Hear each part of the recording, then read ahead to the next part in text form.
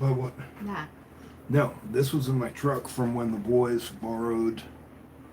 You got some big old boobs, I girl. know. It's ridiculous. That's what I'm talking about. I need to focus upon this. Focus upon you and your lovely hair. The true talking heads.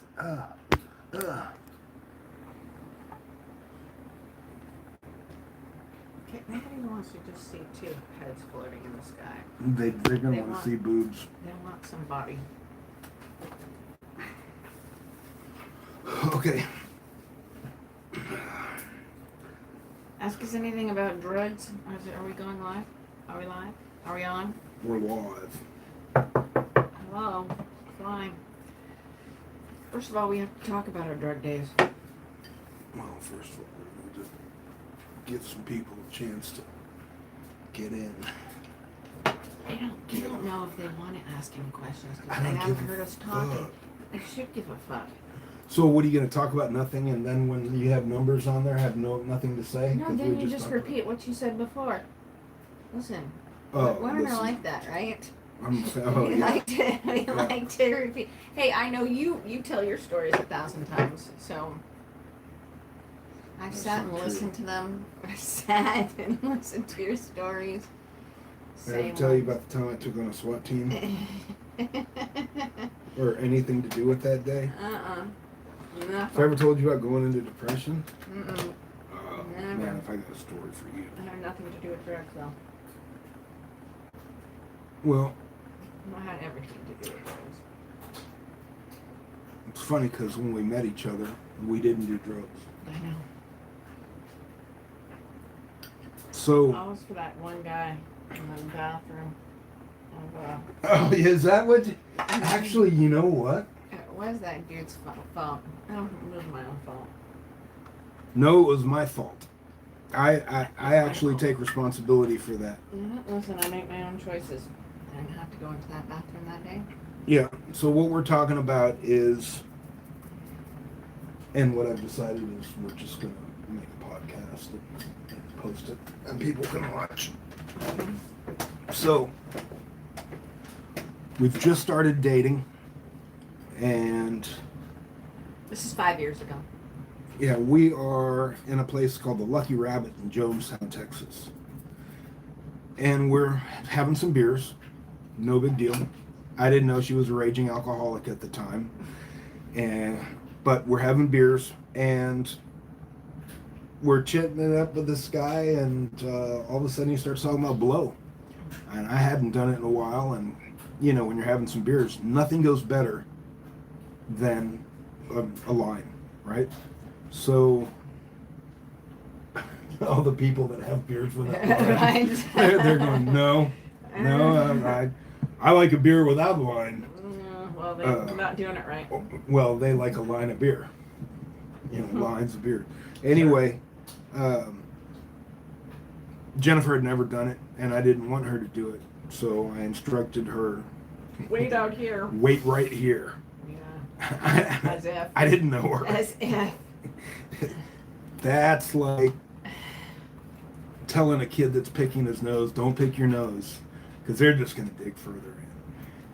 Anyway, yeah, so we're there, and I go in, and I'm just going to have a key bump with this guy, quick, and we walk in the guy's bathroom, and as soon as, before he can even hand it to me, she doesn't walk in, she jumps in. She's landing like Superwoman. Boom. Hello. And I was like, no, leave. And she says, I'm not going to leave.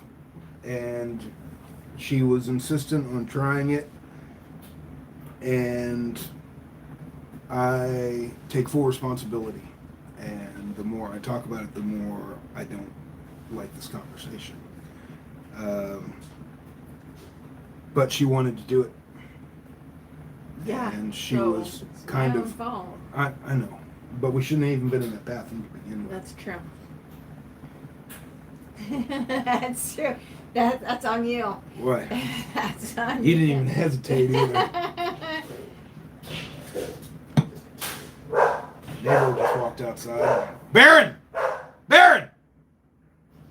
That's what people want to hear is you yelling the dog's name. So anyway, she whiffs it up, dink, dink, dink, dink, and I do a couple bumps. Mm-hmm. And then we go and we sit down, and then it starts to drip back, and start to get the chats, and you know, she had never done it before, so she gets the first time chats, which is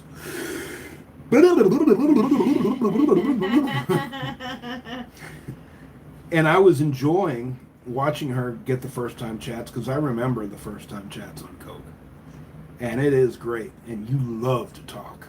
I mean, there's no such thing as a bad conversation. As a matter of fact, if you're doing Coke for the first time, which I'm advising you not to, invite some evangelists over, you know, the rainbow guy, the vacuum cleaner, someone, because you're going to enjoy talking to anyone about anything. Baron, stop! Anyway, yeah, so that's how we did it. And then as we're sitting there with cocaine, all it does is make you want more. Mm-hmm. And that's the lunacy of it, is you can never get enough. It's not like you sit down at the buffet and you're like, well, that was good, I'll be good for a while. You're never good. You're never good. Until you're tired and then you pass out and then you're good. What if you got really good Coke and you don't have to go to sleep? Okay, well, eventually We haven't you have gotten to go into to meth sleep. land yet, but Eventually. we're familiar with long periods of time without sleep. You're more familiar with those long periods. I was more sensible.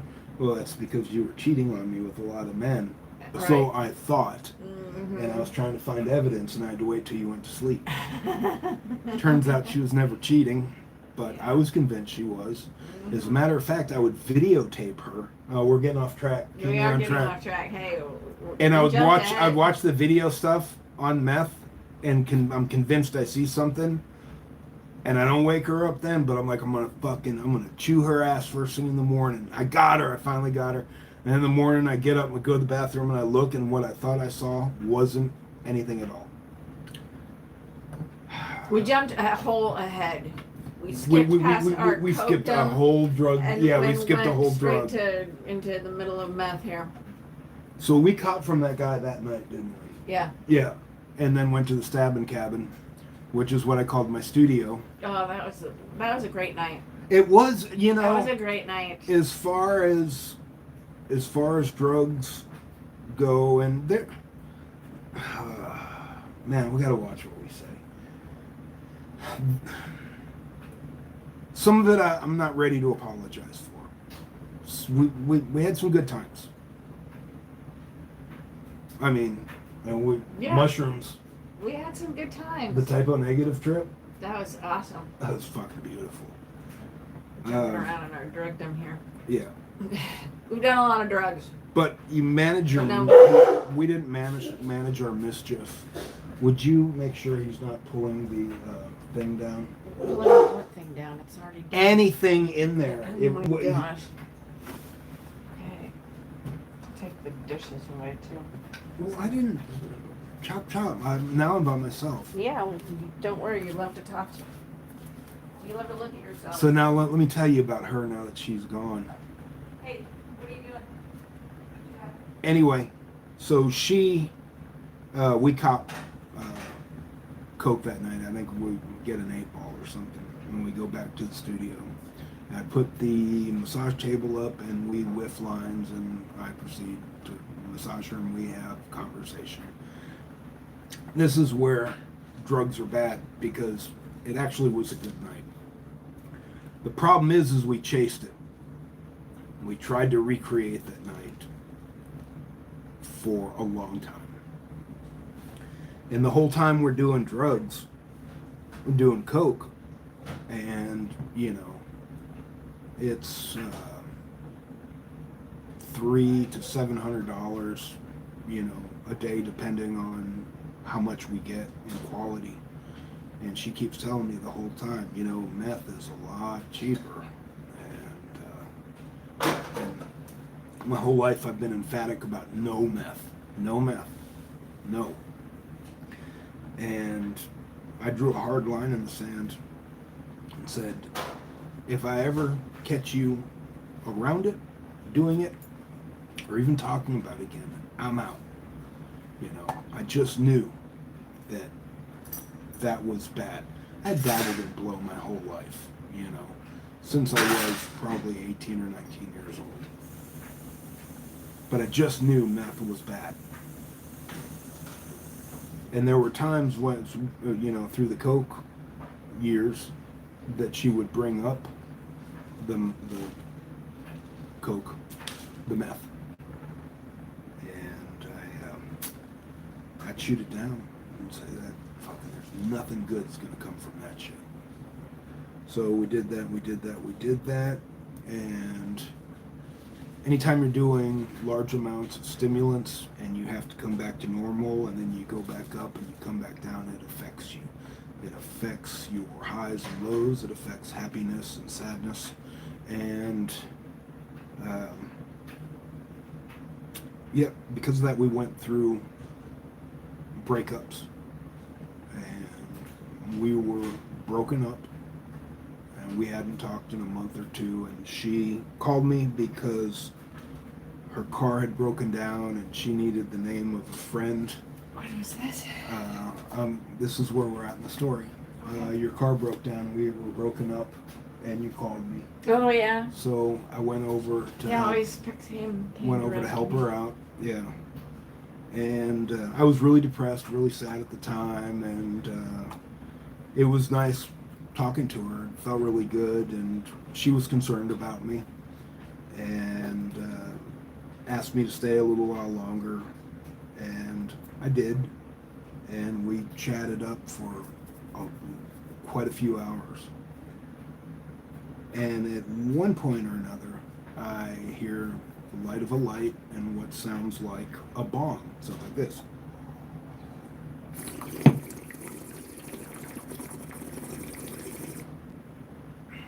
And I thought, she's smoking weed. And I don't smell weed, and she's not coughing.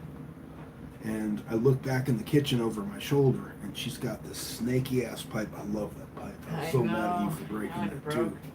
And I knew the second I saw it, and there was just like this white smoke everywhere. And she said, "What?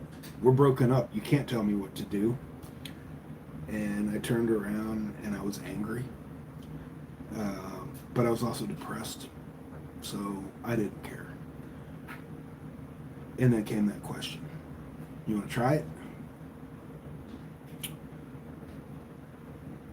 Wrong question at the right time. Because I was miserable.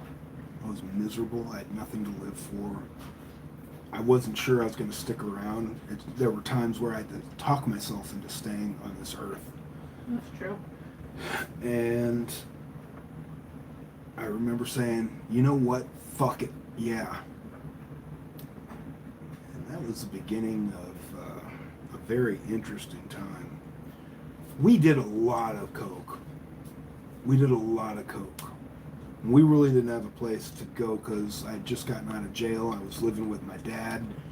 And, you know, it's just uncool to blast lines and take shots of whiskey at your pop's house. So we ended up at the Omni South Park Resort, and we spent a lot of time there, and had a lot of fun. And we used to eat mushrooms and go sit in the hot tub, and boxes of alcohol. You know how when you're buying alcohol for a party, you get the boxes. You got different. We just bottles. didn't have a party. We were the party. Yeah. Yeah. But there was always that closeness. We were always close. Mm-hmm. Yeah.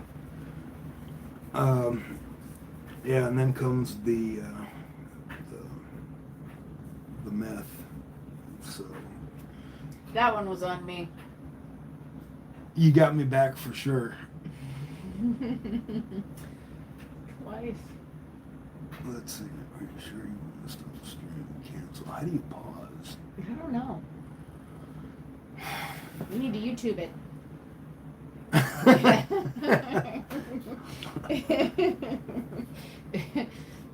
Yeah. So we started doing meth. Um, I'm in there smoking away. She gave me a chip. I put it in there and I'm just puffing down on it. The very first hit I took, it did feel good. I remember. But it didn't feel like Coke. And I remember thinking, well, maybe it's just, you got to do more. So I did more. And then I remember saying, this shit isn't working. And she came in and said, this is not Coke. And you're doing a lot.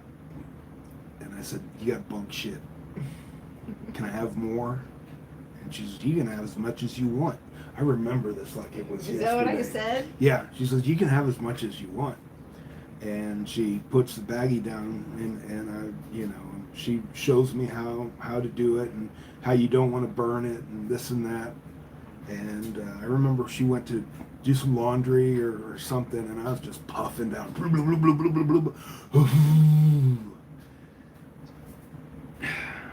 5 days later, without sleeping or eating, Taking her to the hospital. I'm under her bed, hiding. Now this is what I see. Okay, there's a box. When you don't sleep, you hallucinate. And it's the most fantastic hallucinations you'll ever have. But there's boxes under the bed. And there's Amish people that are this big. And there's an Amish man who's churning butter. And occasionally he stops and he looks over at me. And he keeps going. He's churning butter.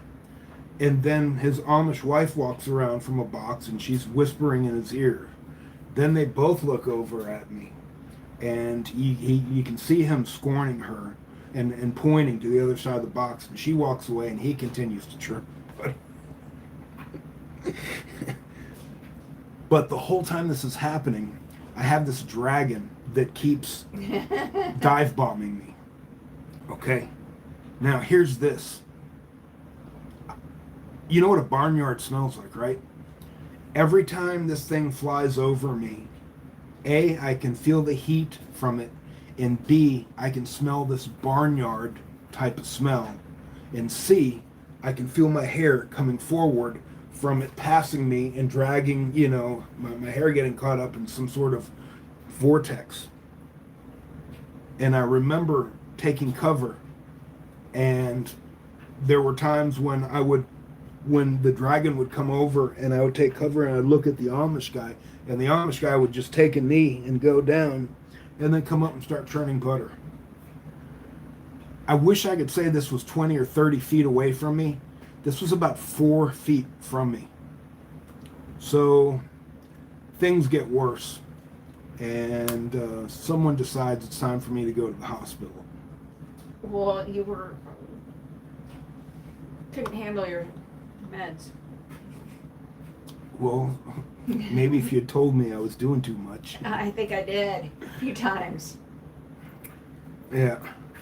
So I ended up in the hospital, and I felt so stupid afterwards because I remember talking to the nurse in there and hitting the deck a few times. And she would say, there's nothing in here. You have to understand you're hallucinating. And I would say it doesn't seem like a hallucination to me. But there were times when she was talking to me, and I remember laying back and covering my face. And she would have to remind me again, listen, you're safe, you're in the hospital. You know. And she wasn't nice. She took care of me, and she said everything, but at one point she says, you've been making some really stupid decisions in your life, and this is ridiculous. And she talked down to me a few times, which it didn't help, but it sure didn't hurt. So I can't remember. I think she told you to stay away from me. Oh, that's right. Yeah, she did. She did. I forgot about that. Yeah. Yeah. I remember that.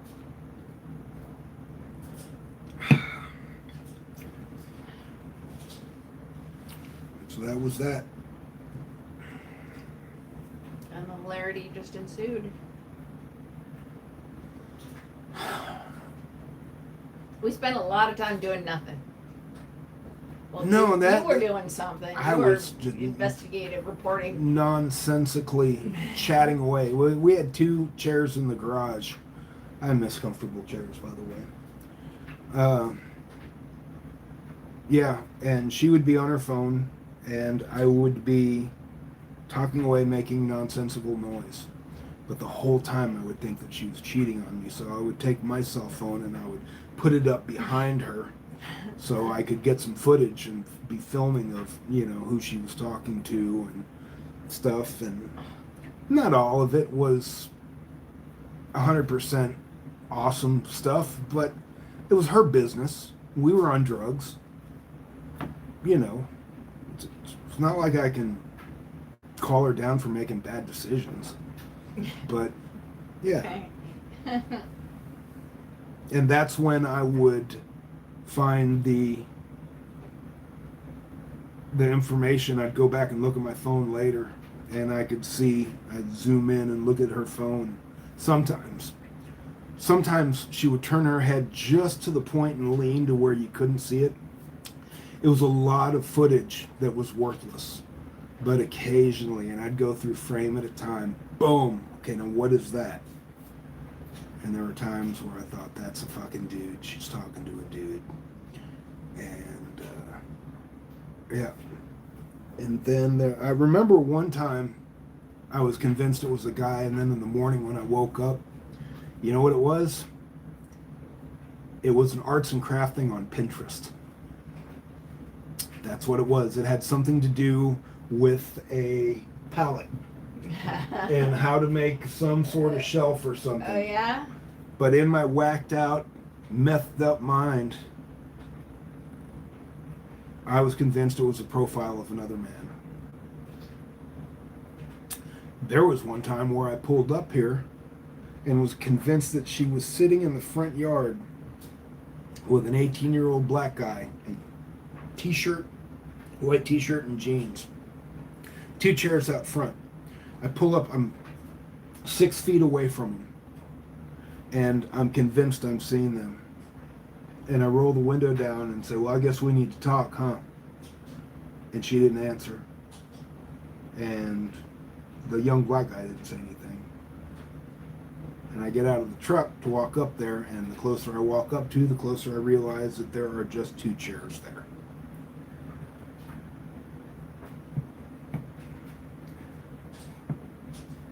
But I was still convinced that she was cheating on me. Now, it was fun for her for a while, but then it started to get on her fucking nerves, and I can't imagine why. So Everything I did was questioned. I was damaged. I was damaged from an interesting marriage, and I'm not bad-mouthing my ex-wife. We talk once a week, and we've moved past it, and I'm glad that she's the mother to my children. Together we made great kids, and once a week we talk about them and chit-chat. But yeah, so I got nothing bad to say about her. Back then I did. Anyway, so here come the mushrooms. We start tripping a bunch of fucking mushrooms. A lot. And it was weird. There was the trip was kind of okay. It was either miserable and you couldn't wait for the shit to get out of your system, or it was the best trip and you never wanted it to end. I had never had any, this is a mediocre trip.